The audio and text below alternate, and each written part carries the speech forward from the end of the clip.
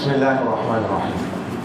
अल्लाहुम्मा सल्लि अला मुहम्मदिन नबिय्यिल उम्मी व अला आलिहि व सल्लिम तस्लीमा। अच्छा, आप हज़रात के जहन में होगा कि कल हमने ये अर्ज़ किया था कि हर फ़न को सीखने से पहले कितनी चीज़ों का जानना ज़रूरी है? 7 चीज़ों का जानना। और फिर हमने कल उसूल फ़िक़्ह की 2 तारीफ़ें हद इज़ाफ़ी और हद लग़वी के हवाले से अर्ज़ किया था। समझ आ गई कि नहीं आई? तो पहली चीज़ हमने जो तारीफ़ है उसूल फ़िक़्ह की वो अर्ज़ की थी। दूसरी चीज़ क्या है उन 7 चीज़ों में से? गर्ज़ व गायत। गर्ज़ व गायत ये किसे कहते हैं? इस हवाले से हमने कल अर्ज़ किया था। तो उसूल फ़िक़्ह की गर्ज़ व गायत क्या है? तो उसूल फ़िक़्ह की गर्ज़ व गायत है कि अदिल्ला अहकाम फ़रइया को फ़रई अहकाम को अदिल्ला तफ़सीलिया से मालूम करना और इस्तिंबात मसाइल के क़वाइद मालूम करना, ये उसूल फ़िक़्ह की गर्ज़ व गायत है। अहकाम फ़रइया को अदिल्ला तफ़सीलिया से मालूम करना और इस्तिंबात मसाइल कैसे निकालते हैं, उनका इस्तिंबात कैसे करते हैं, ठीक, तो उसके क़वाइद जानना, ये उसूल फ़िक़्ह की गर्ज़ व गायत है। समझ आ गई जी?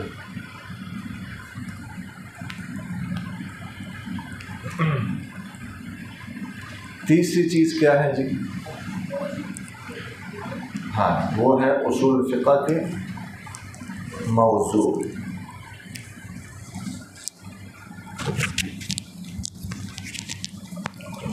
उसूल फ़िक़्ह का मौज़ू क्या है?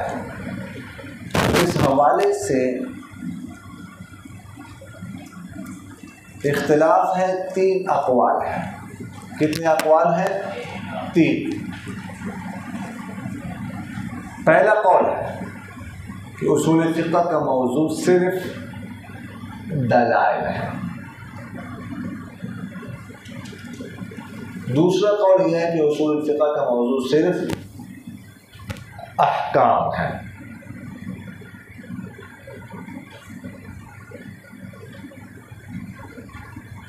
और तीसरा कौल यह है कि दलाइल और अहकाम दोनों का मजमूआ है। यानी दोनों उसूल फ़िक़्ह का मौज़ू। आप लिखते नहीं जी? बाद में तो फिर टाइम मिलना मुश्किल हो जाता है ना, तो फिर इस तरह तो नहीं लिख सकते। मैंने पहले अर्ज़ किया था लिखना ज़रूरी है सबके लिए। जो नए साथी हैं ये भी कल से लिखना ज़रूरी है। समझ आए जी? मैं तेज़ बोलूँ, तेज़ पढ़ाना शुरू कर दूँ तो मुझे बता दें कि स्टॉप ब्रेक ले, आराम से 5वें गेयर में 4थे पे आ जाए, 30थे पे आ जाए। जैसे आप लोगों ने आसानी हो इस तरह आप चलें। मुझे फ़ौरन बता दें कि कोई आपने 7वें गेयर लगा दिया, 8वें लगा दिया, गेयर ज़रा पिच कर, ऐसा कर लें। लेकिन लिखना सबने ज़रूरी है, ज़रूरी। समझ आ रहा है कि नहीं है? तो तीसरा कौल क्या है? दलाइल और अहकाम दोनों का मजमूआ। ये तीसरा कौल पसंदीदा है कि उसूल फ़िक़्ह का मौज़ू दलाइल और अहकाम दोनों हैं।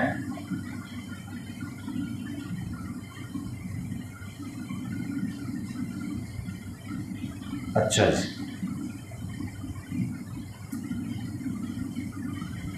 अब अगर इस तीसरी कौल को हम लेते हैं तो इतराज़ वाक़ई हो।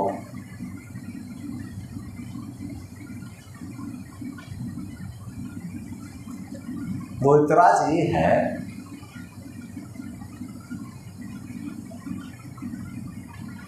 कि यहाँ पर उसूल फ़िक़्ह का मौजू दो चीज़ें हो गई, दलाइल और अहकाम। तो तअद्दुद पाया गया ना, एक से ज़ायद मौजू है, दलाइल अलग है, अहकाम अलग है। और ये ज़ाबिता है कि तअद्दुद मौजू तअद्दुद फ़न पर दलालत करता है।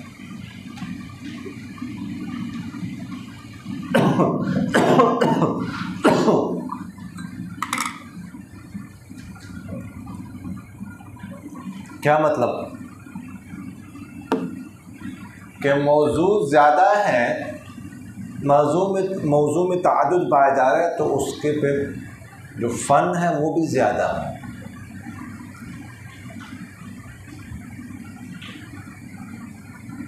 मौजू दो हैं तो फ़न भी दो होने चाहिए। फिर ये मतलब है कि तअद्दुद मौजू तअद्दुद फ़न पे दलालत करता है। ये बात तो समझ आ रही है ना। फिर फ़न इल्म भी ज़्यादा होंगे, हालांकि यहाँ पर ऐसा तो नहीं है। फ़न या इल्म तो एक ही है उसूल फ़िक़्ह,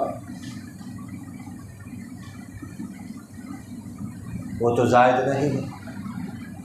ये सवाल यहाँ तक समझ आ गया? समझ आए ना सबको? जी, सवाल समझ आ गया ना? तअद्दुद मौजू तअद्दुद फ़न पर दलालत करता है।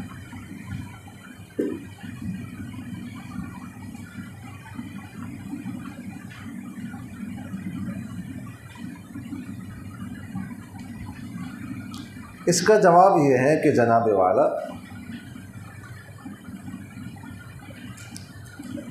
तअद्दुद मौजू तअद्दुद फ़न पर तब दलालत करता है जबकि उन दोनों मौज़ूओं के दरमियान जो तगायुर है वो ज़ाती हो,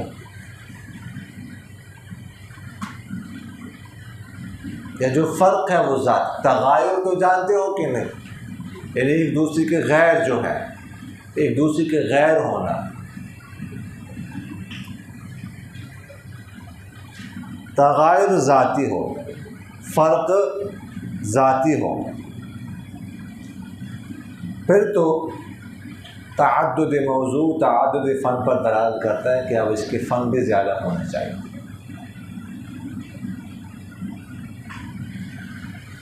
अगर मौज़ूओं के दरमियान तगायुर ज़ाती ना हो,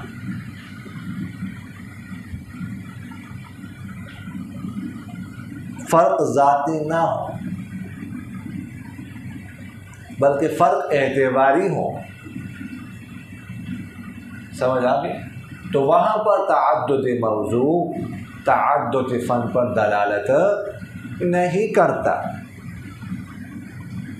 वहाँ पर मौज़ूओं का ज़्यादा होना ये तकाज़ा नहीं करता कि फ़न भी उसके ज़ायद हो।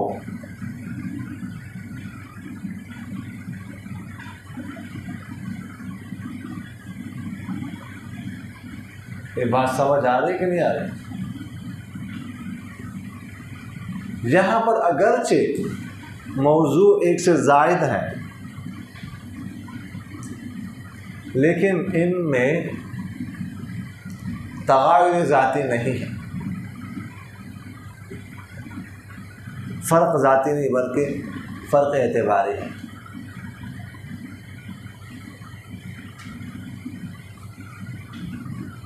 गोया के बाल्फाज़ दीगर ज़ात के एतबार से ये दोनों मौजू मुत्तहिद हैं। ज़ात के एतबार से इनके दरमियान इत्तेहाद पाया जा रहा है।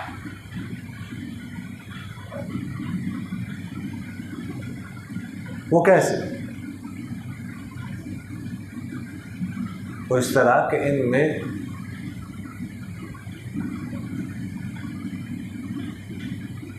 इस बात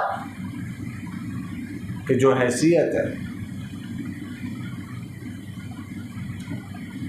ठीक है, उस कैद को मलहूज रखा गया है।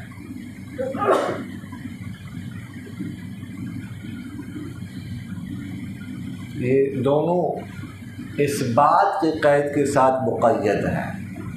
इस बात बाब इफ़आल से मस्तर है, असबत युस्बितु इत्बातन। तो इन दोनों में जो इस बात की कैद है वो मलहूज है, उसका लिहाज रखा गया है। ये दोनों इस बात की कैद के साथ मुक़य्यद है। दोनों क्या, कौन से दोनों? दलाइल और अहकाम। समझ आ रही कि नहीं आ रही?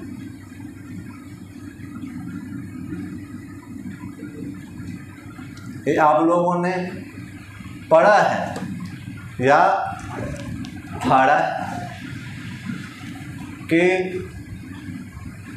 मस्दर जो होता है वो कभी फ़ाइल के माना में होता है और कभी मफ़ऊल के माना में होता है। पढ़ा है कि नहीं पढ़ा?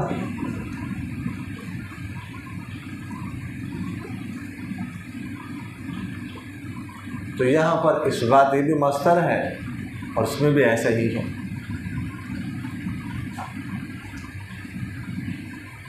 समझ आ रही कि नहीं आ रही? दलाइल में भी इस बात की कैद है, अहकाम में भी इस बात की कैद मलहूज है। लेकिन जब दलाइल में हम इस बात की कैद निकालते हैं तो यहाँ पर मस्तर फ़ाइल के माने में है।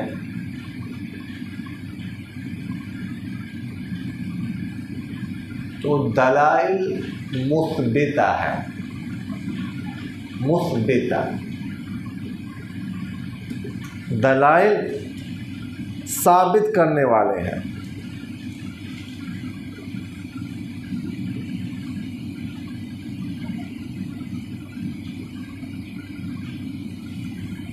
और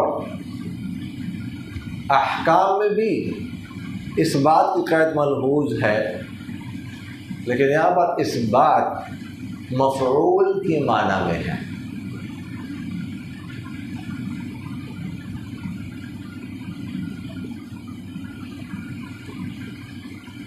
यानी अहकाम मुस्बता है,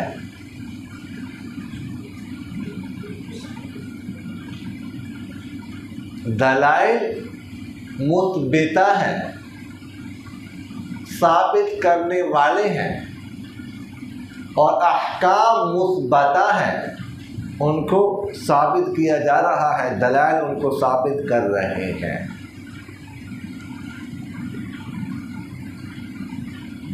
समझ आ गई कि नहीं? आ गई या आई गई? समझ आ गई कि नहीं आई इसकी?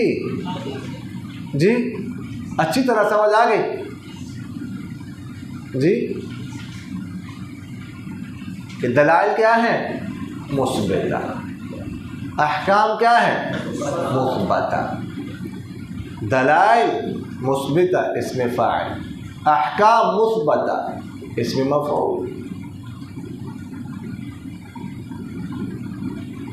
लिहाजा फ़र्क जो है ना, ये सिर्फ एतबारी, ज़ाती नहीं है। इसलिए यहाँ पर तअद्दुद मौज़ू, तअद्दुद फ़न पर दलालत नहीं करेगा।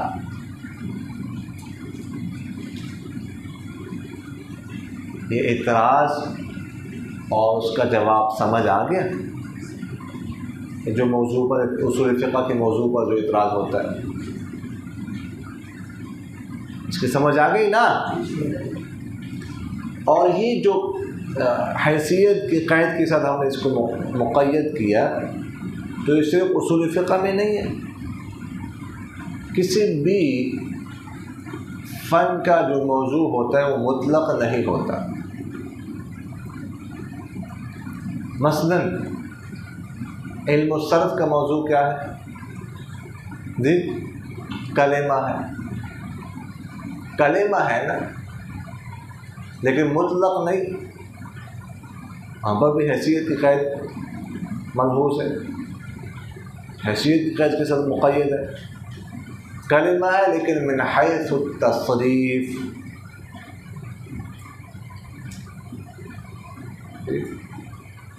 तस्रीफ़ की क़ैद मलहूज़ है। इल्म नहव का मौजू क्या है? कलिमा और कलाम दोनों हैं। कलिमा और कलाम ये दोनों हैं, लेकिन मिन हैसुल इअराब वल बिना, मुतलक नहीं है बल्कि इअराब और बिना की क़ैद के साथ क्या है? मुक़य्यद है।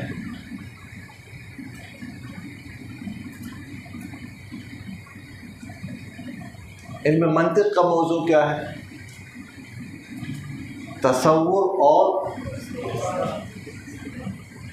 तस्दीक़ है। आप लोगों ने पढ़ा है या कि पढ़ा? वैसे अगर ये इतराज़ सिर्फ उसूल फ़िक़्ह पर तो नहीं होगा, और भी बहुत सारे फ़नून पर होगा।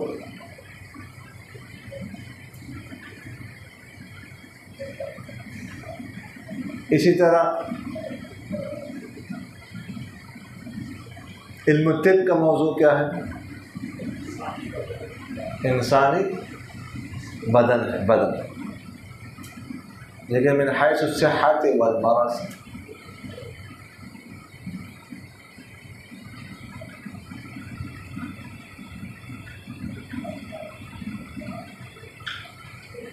फ़िक़्ह का मौजू क्या है?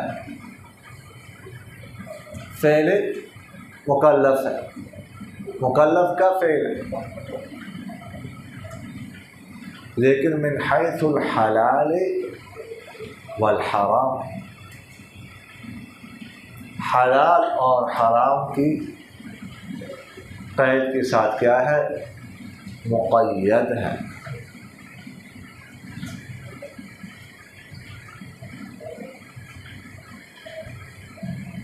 समझ आ रही कि नहीं आ रही?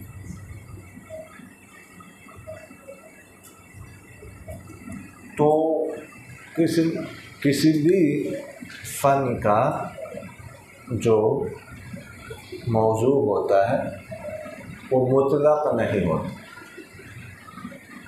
बल्कि वो हैसियत की क़ैद के साथ मुक़य्यद होता है। ऐसे मिसालें आपके सामने आ गई।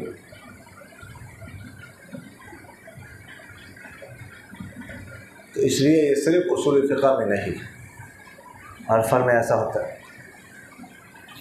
तो ये तीसरी चीज़, हमने उन 7 चीज़ों में से जिनका किसी भी फ़न से पहले जानना ज़रूरी है, उनमें से हमने तीसरी चीज़ पढ़ी। समझ आ? चौथी चीज़ क्या है?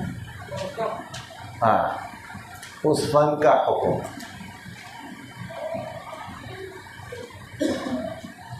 तो उसूल फ़िक़्ह का हुक्म क्या है?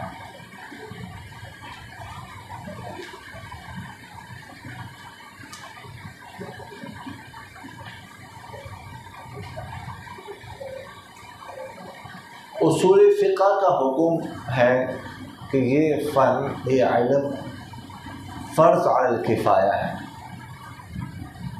फ़र्ज़ किफ़ाया है।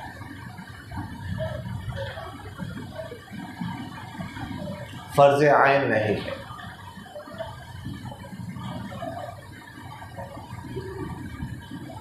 फ़र्ज़ किफ़ाया का मतलब, अगर किसी इलाके में कोई एक उसूल फ़िक़्ह का जानने वाला है, उसूल फ़िक़्ह का माहिर है, जो उसूल फ़िक़्ह को जानता है, तो वो सारे इलाके वाले बस उनके लिए काफ़ी है, बाकी सब की तरफ से तो सारे इलाके वाले क्या हो जाएंगे, गुनाह से बच जाएंगे। ये काफ़ी है। अगर कोई इलाका ऐसा हो जहाँ पर कोई भी उसूल फ़िक़्ह का जानने वाला ना हो, तो ये इल्म हासिल ना करने की वजह से वो सारे उस इलाके के लोग गुनहगार होंगे, ये इल्म हासिल ना करने की वजह से। समझ आ गई?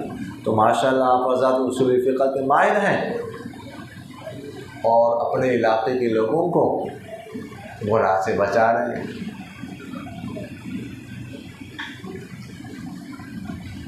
ऐसा ही है ना? तो इलाके के लोगों को चाहिए कि वो आपका इकराम करें। जी क्या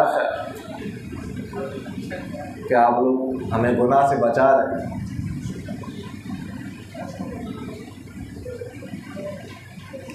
हर महीने फी घर आपको 5,000 10,000 रुपये भेजा करें, ये गुनाह से जो हम बच रहे, जहन्नम की आग से आप जो बचा रहे। आप जब जाएं तो आपकी दावतें हों देसी कुकर के साथ, पिज़्ज़ा बर्गर के बंदा हमें आग से बचा रहा है, गुनाह से बचा रहा है। समझ आ रही कि नहीं? फर्ज आइन नहीं है।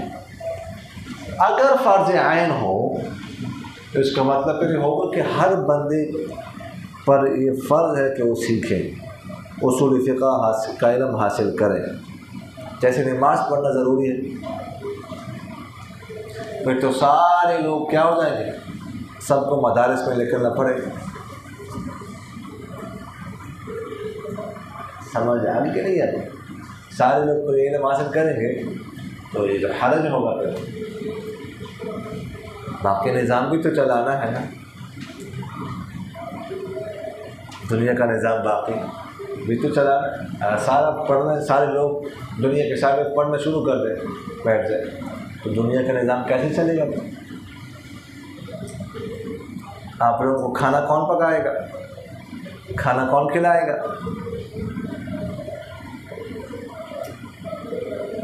आपके कपड़े आप पहन रहे कौन बनाएगा?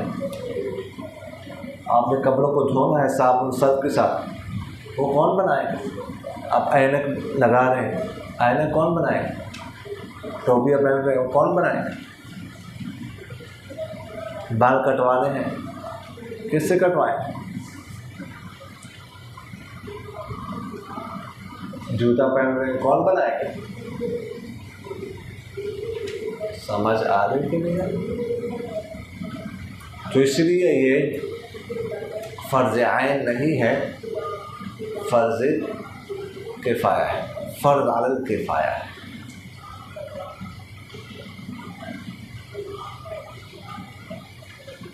समझ आ गई कि नहीं है?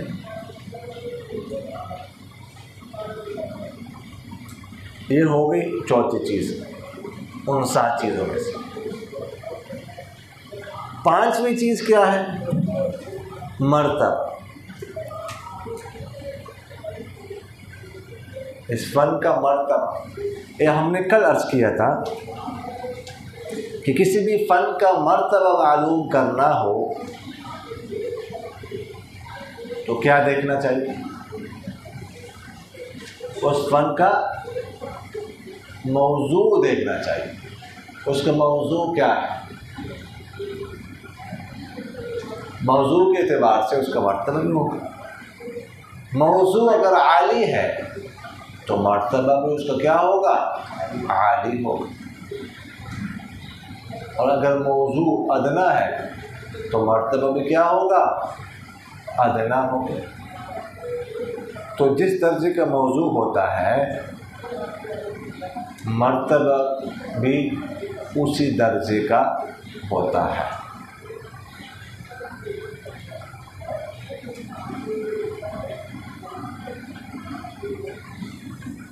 तो उसूल फ़िक़्ह का मौजू क्या है? दलाइल और अहकाम।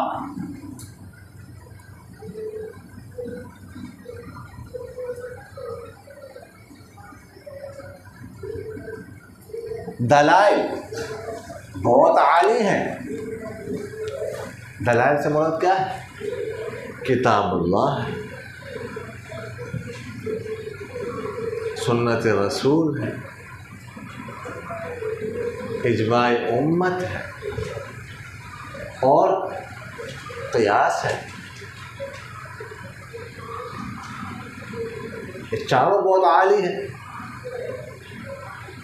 किताबुल्लाह अल्लाह का कलाम है, इसके आला होने में किसी को शक हो सकता है? कोई शक नहीं। और सुन्नत रसूल है,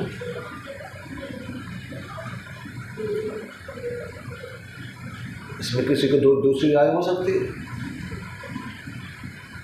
इस तरह इजमा उम्मत, इजमा कोई चर्सियों का इजमा तो नहीं होता, भंगियों का ना। इजमा किन का होता है? फ़क़हाए उम्मत का होता है, उलमा का होता है, मुज्तहिदीन का होता है, सालिहीन का होता है।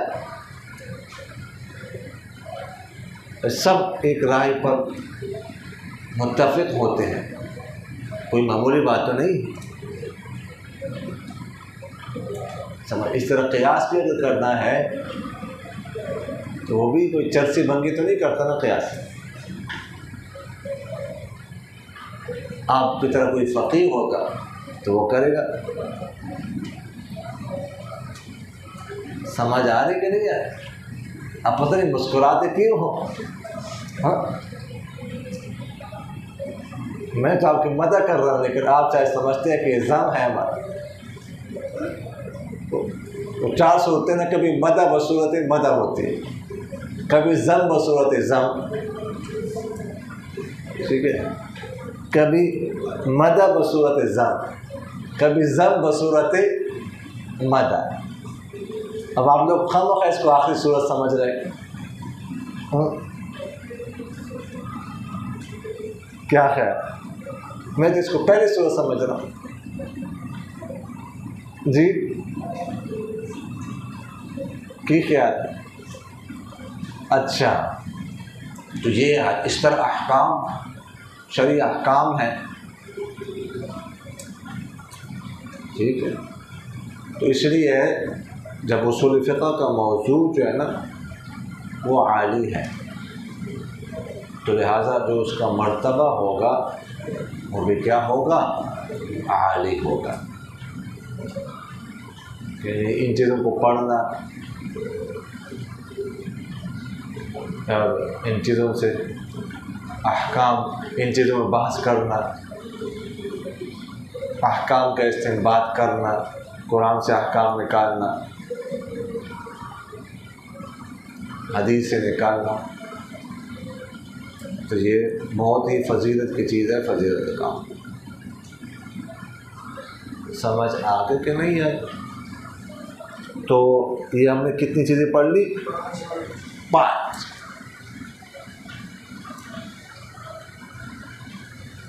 छठी चीज़ क्या है?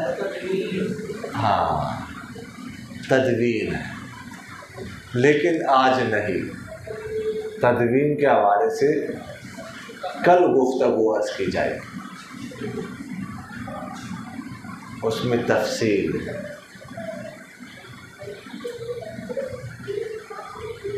समझ आ रही कि नहीं आ रही?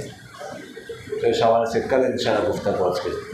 अभी आपके ज़हन में, किसी के ज़हन में कोई सवाल हो तो सवाल कर लीजिए जी। कुछ कर जी।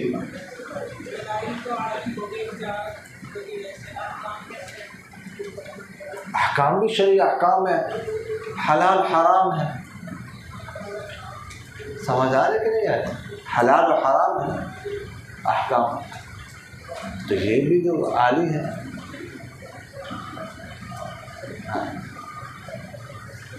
ये भी तो आली फजीलत की चीज़ है। लेकिन मस्जिद से कुरान पाक उठाकर इधर ला के पढ़ना ये दुरुस्त नहीं है, तो जायज़ नहीं है। वो तो मस्जिद के लिए वक़्फ़ है, उसके ऊपर लिखा हुआ है कि मस्जिद से बाहर ले जाना मना है। और मस्जिद से बाहर ले जाने से मुराद वो मस्जिद की हदूद है जो ऊपर है।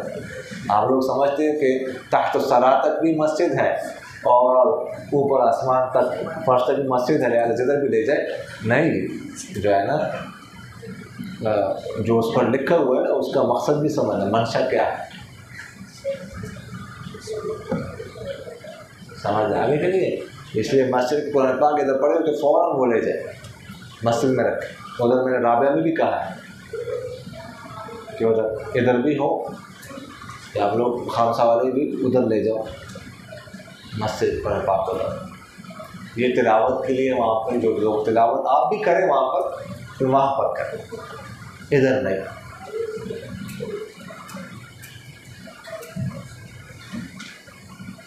जी, और कोई सवाल?